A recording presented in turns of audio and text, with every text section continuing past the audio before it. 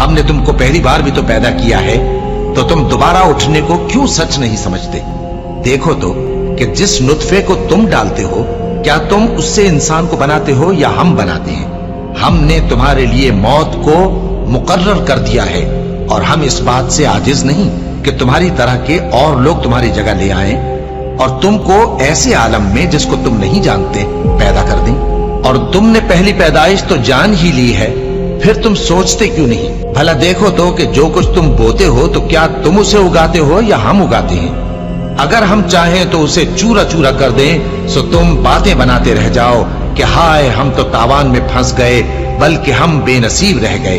بھلا دیکھو تو کہ جو پانی تم پیتے ہو، کیا تم نے اس کو بادل سے نازل کیا ہے یا ہم نازل کرتے ہیں؟ اگر ہم چاہیں تو ہم اسے کھاری کر دیں، پھر تم شکر کیوں نہیں کرتے؟ بھلا دیکھو تو جو آگ تم درخت سے نکالتے ہو، کیا تم نے اس کے درخت کو پیدا کیا ہے یا ہم پیدا کرتے ہیں؟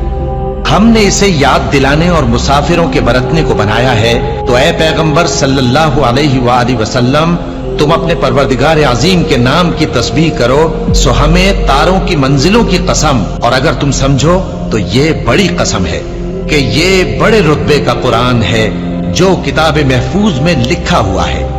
اس کو وہی ہاتھ لگاتے ہیں جو پاک ہیں۔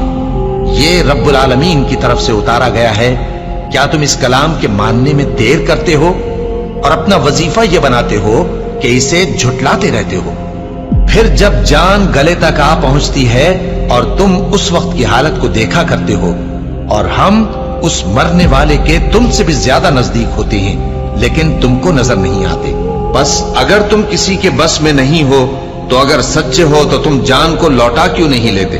پھر اگر وہ اللہ کے مقربوں میں سے ہوا تو اس کے لیے آرام اور روزی اور نعمت کے باغ ہوں گے، اور اگر وہ دائیں ہاتھ والوں میں سے ہوا تو کہا جائے گا کہ تجھ پر داہنے ہاتھ والوں کی طرف سے سلام، اور اگر وہ جھٹلانے والے گمراہوں میں سے ہوا تو اس کے لیے کھولتے پانی کی ضیافت ہوگی اور جہنم میں داخل کیا جانا۔